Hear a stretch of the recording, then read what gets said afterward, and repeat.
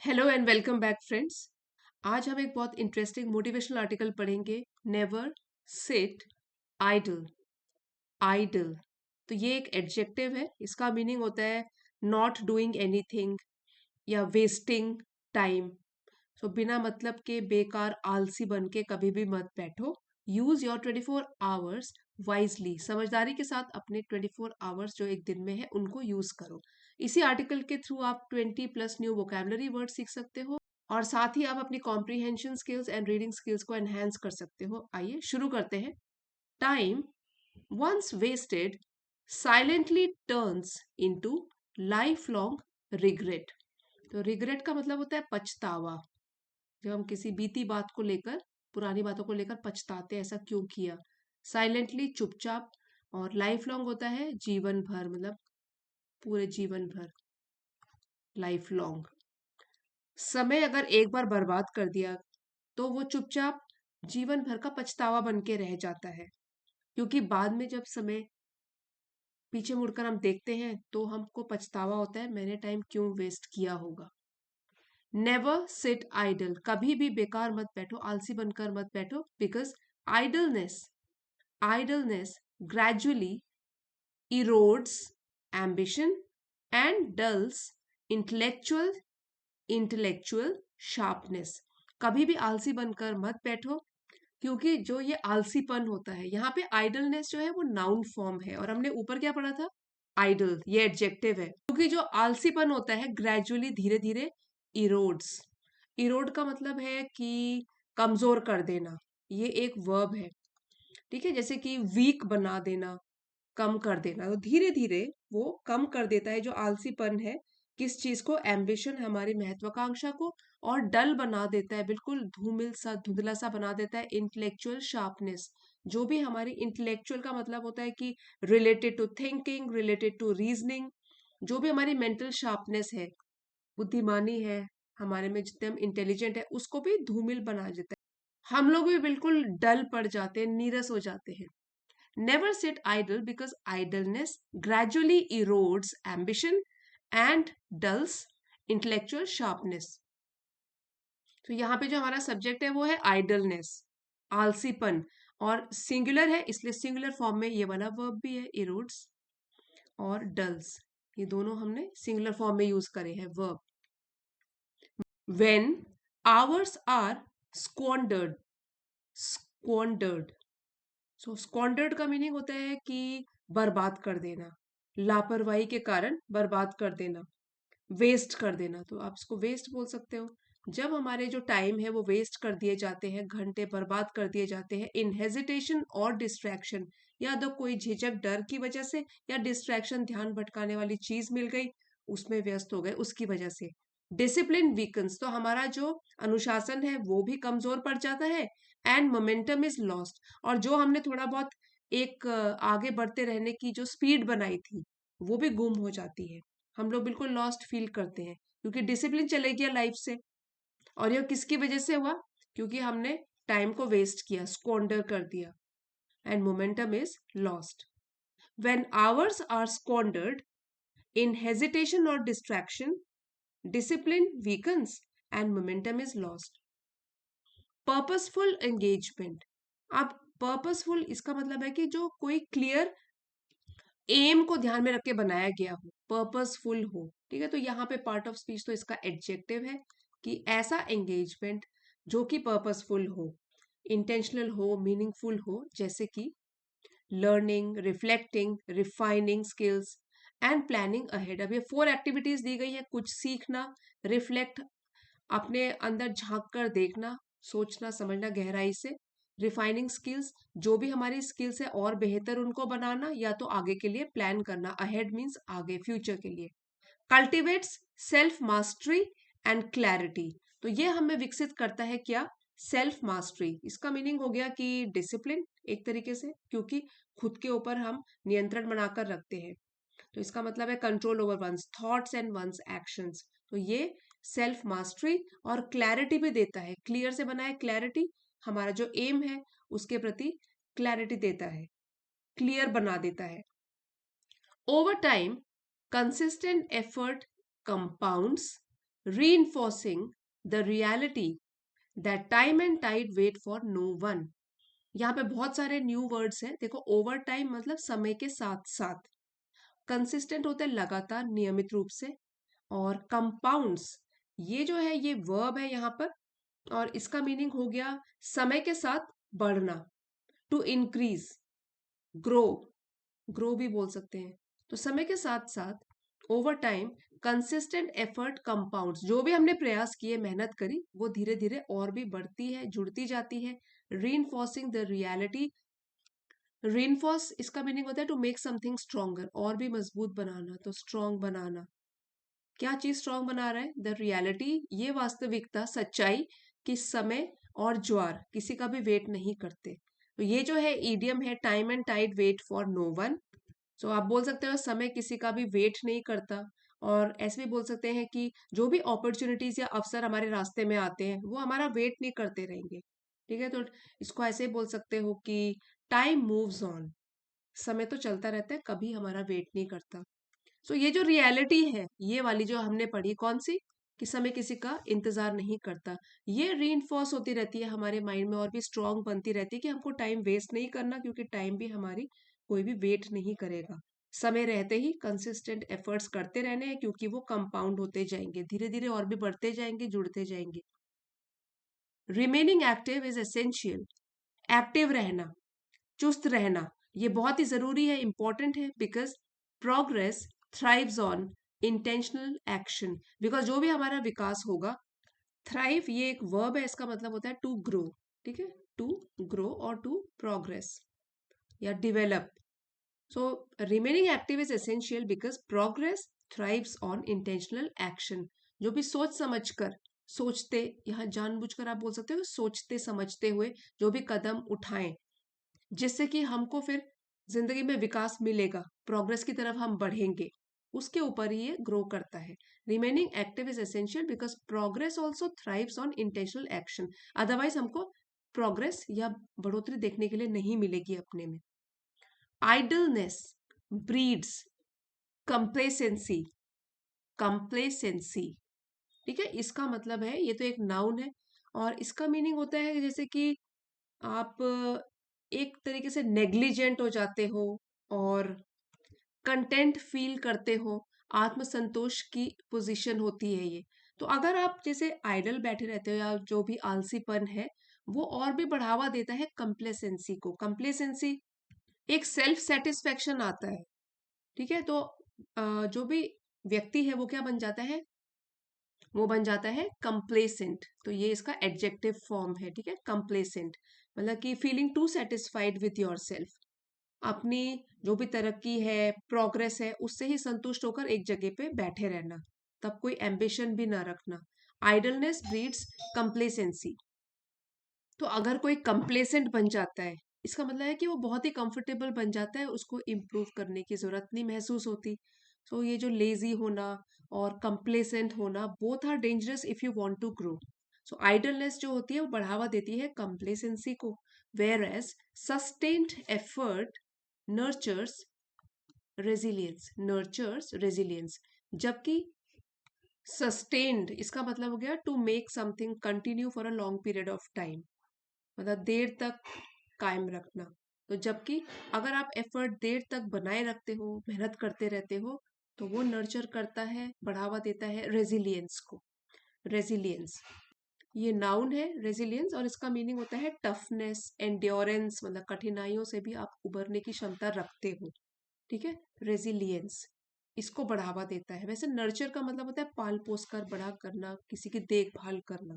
तो आपकी जो रेजिलियंस है वो बढ़ती है इससे। अडेप्टेबिलिटी ये भी नाउन है, अडेप्ट करना सिचुएशन के हिसाब से। Ability to adjust to change, इसको फ्लेक्सिबिलिटी भी बोल सकते हैं। फ्लेक्सिबिलिटी बढ़ती है आपकी। एंड स्ट्रेटेजिक थिंकिंग, और जो थिंकिंग मतलब सोचने का तरीका होता है वो स्ट्रेटेजिक तरीके से होता है। That means planned carefully to achieve a goal. तो एक प्लानिंग के साथ साथ स्ट्रेटेजिक तरीके से होता है प्लानिंग। यहाँ लिखा भी हुआ है सोच समझकर की गई थिंकिंग। अब दोबारा से इसको पढ़ेंगे। Idleness breeds complacency, whereas sustained effort nurtures resilience, adaptability, and strategic thinking. Those who utilize their 24 hours judiciously, जो लोग अपने यूटिलाइज मतलब काम में ले आते हैं अपने 24 घंटों को जुडिशियसली, ये एडवर्ब है, ठीक है। इसका मतलब हो गया समझदारी के साथ, in a wise manner, in a careful manner, तो आप इसको बोल सकते हो वाइजली, समझदारी के साथ पूरे 24 घंटे यूटिलाइज करते हैं।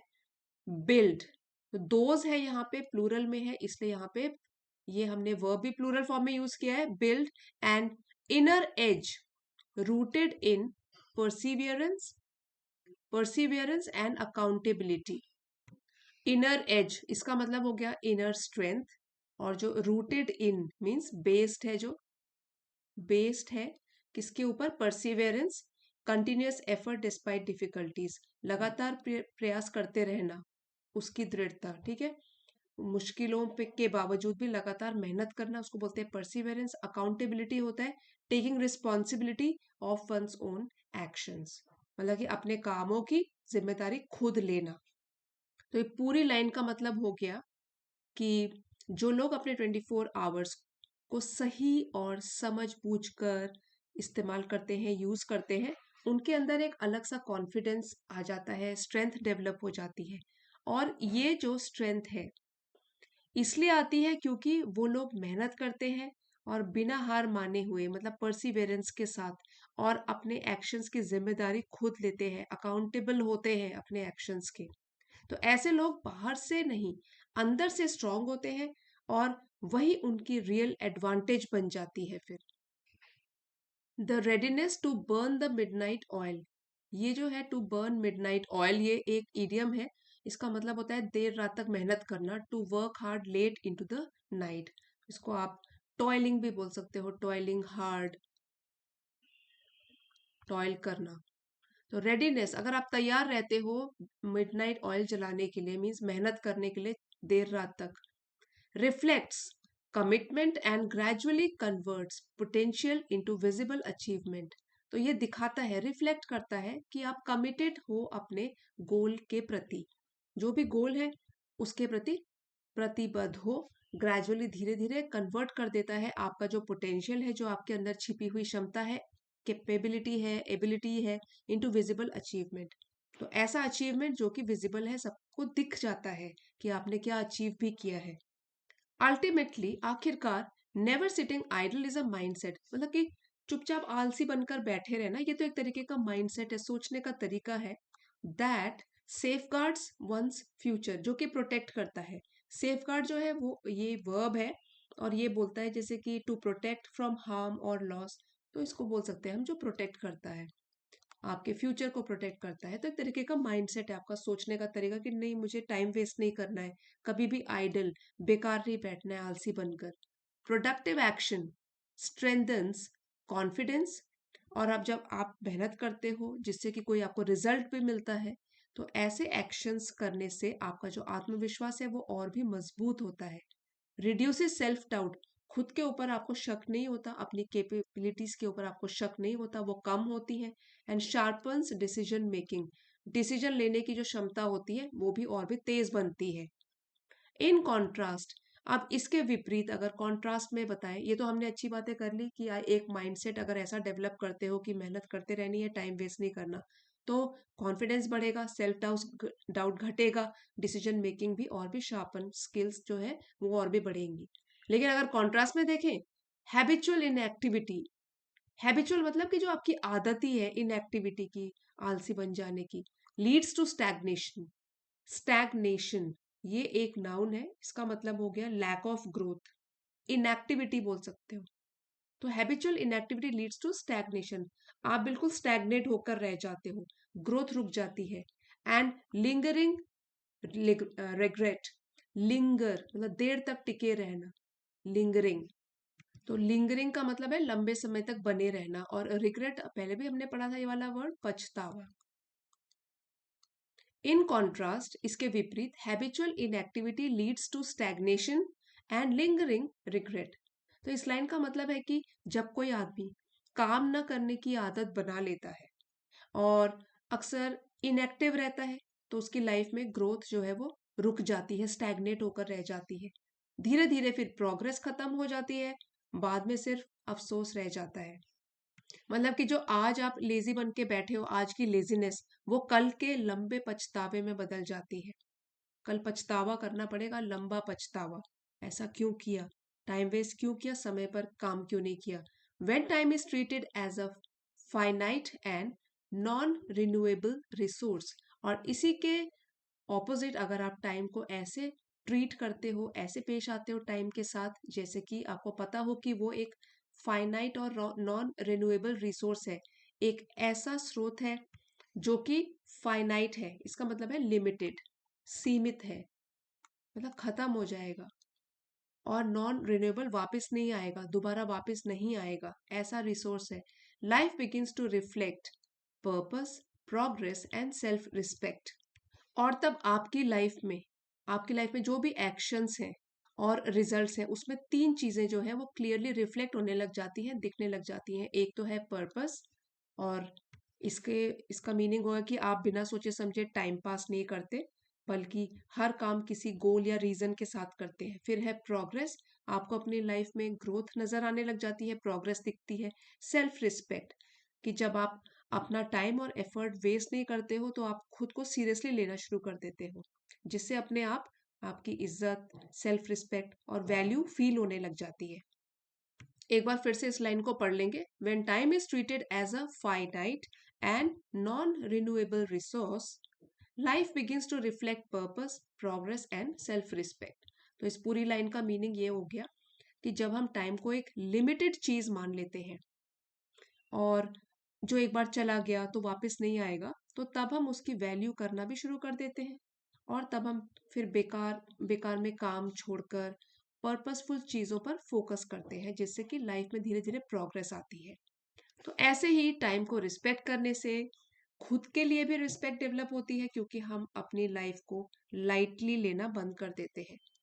सो एक कोटेशन के साथ ये हमारा आर्टिकल खत्म होता है। रिस्पेक्ट योर आवर्स टुडे, तो आज के टाइम को रिस्पेक्ट दो, जो आपके पास टाइम है उसको वैल्यू दो, और नहीं तो tomorrow will expose the cost of neglect, जो आपका कल होगा, आने वाला कल, वो आपके सामने ले आएगा, एक्सपोज कर देगा कि नेग्लेक्ट करने की आपको क्या कीमत चुकानी पड़ी। तो नेग्लेक्ट का मतलब हो गया ignore. If you use your time wisely today, you will benefit in the future, but if you ignore और waste it, so tomorrow will show you the negative results of that carelessness. तो आने वाला कल आपको दिखा देगा कि आपको क्या कीमत चुकानी पड़ी, जो भी आपने नेग्लेक्ट किया, जो भी चीज़ों को इग्नोर किया, टाइम वेस्ट किया। इसी लेसन का पीडीएफ आपको चैनल की एलिट मेंबरशिप को ज्वाइन करके मिल जाएगा। आप चाहते हो तो लेवल 2 की मेंबरशिप है, इसको ज्वाइन कर सकते हो। और जो न्यूज़पेपर से रिलेटेड जो थी, आपके कमेंट्स बहुत सारे आए हैं, कल आपको मिल जाएगा एक न्यूज़पेपर आर्टिकल, लेकिन आप उसको देखते हैं कैसा रिस्पॉन्स आता है। If you will like that kind of articles, तो मैं उसके आगे भी उस टॉपिक पे बनाऊंगी वीडियोस। चलिए अब वोकैबुलरी रिवाइज करते हैं। इरोड वर्ब है, मतलब धीरे धीरे कमजोर कर देना, वीकन कर देना, वीक बना देना। इंटेलेक्चुअल एडजेक्टिव है, related to thinking and reasoning, मतलब बुद्धिमानी, बुद्धि से रिलेटेड, हमारे दिमाग से रिलेटेड। स्क्वांडर वर्ब है, बर्बाद कर देना, टू वेस्ट या मिसयूज। मोमेंटम एक तरीके की स्पीड, ड्राइव या pace. Purposeful, having a clear aim, meaningful. Self mastery, खुद के थॉट्स और एक्शंस के ऊपर पूरा कंट्रोल। कंपाउंड, धीरे धीरे समय के साथ बढ़ना, ग्रो करना। कंप्लेसेंसी, आत्मसंतोष, unaware satisfaction leading to carelessness, जब सेटिस्फाइड होके, मतलब कितना भी थोड़ा बहुत अचीव कर लिया, उससे सेटिस्फाइड होकर एक जगह बैठे रहे, तो इसको ईज या नेग्लिजेंस भी बोलते हैं। रेजिलियंस, इसका मतलब हो गया टफनेस, एंड्योरेंस, मतलब कि डिफिकल्टी से उबर आने की क्षमता। अडेप्टेबिलिटी, सिचुएशन के अनुसार अपने आप को ढाल लेना। स्ट्रेटेजिक, पूरी प्लानिंग के साथ। जुडिशियसली, बुद्धिमानी के साथ। सेंसिबली। परसिवियरेंस, मुश्किल हालातों में भी अपना प्रयास जारी रखना। सेफ गार्ड होता है प्रोटेक्ट करना किसी भी नुकसान से। स्टैग्नेशन, एक जगह पड़े रहना, तो लैक ऑफ ग्रोथ हो गई। फाइनाइट होता है सीमित या लिमिटेड, नॉन रिन्यूएबल जिसको कि रिप्लेस नहीं किया जा सकता, time and tide wait for no one, ये हमारी एक ईडियम थी कि समय किसी का इंतजार नहीं करता, अपॉर्चुनिटीज भी हमारे लिए रुकती नहीं है, बर्न द मिडनाइट ऑयल कि देर रात तक मेहनत करना। सो फ्रेंड्स, अगर आज का आर्टिकल आपके लिए ज़रा भी हेल्पफुल रहा है, please don't forget to like share and subscribe. आप वीडियोस को आप हाइप भी कर सकते हो, कमेंट्स लिखकर भी ज़रूर बताइए कैसा लगा। थैंक्स फॉर वॉचिंग, मिलते हैं अगले वीडियो में।